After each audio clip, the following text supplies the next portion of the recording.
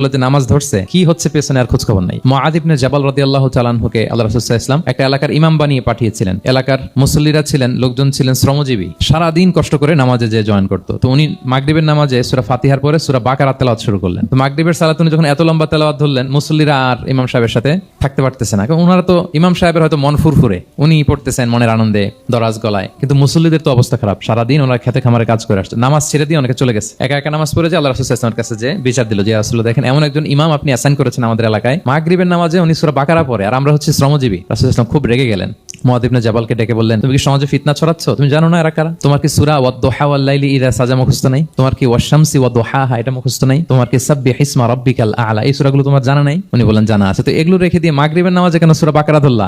আল্লাহর হাবিব সাল্লাল্লাহু আলাইহি ওয়াসাল্লাম কিন্তু এমন ইমাম ছিলেন না, উনি অত্যন্ত বিবেকবোধ সম্পন্ন একজন ইমাম ছিলেন। একবার পেছনে এক বাচ্চার কান্না শুনে উনি নামাজ ছোট করে দিয়েছেন। সবাই বললেন, ইয়া রাসূলুল্লাহ এত ছোট নামাজ তো কখনো পড়তে দেখি না। তখন রাসূল সাল্লাল্লাহু আলাইহি ওয়াসাল্লাম বললেন, একটা ছোট বাচ্চার কান্নার আওয়াজ আমার কানে এসেছে, আমার মনে হচ্ছে বাচ্চাটাকে সামলাতে নারীদের কাতারে একটা মায়ের খুব কষ্ট হচ্ছে, এজন্য নামাজটা আমি খাটো করে দিয়েছি। দেখেন কি চিন্তা চেতনা, পিছনে কি হচ্ছে সব রাসূল সাল্লাল্লাহু আলাইহি ওয়াসাল্লাম এটা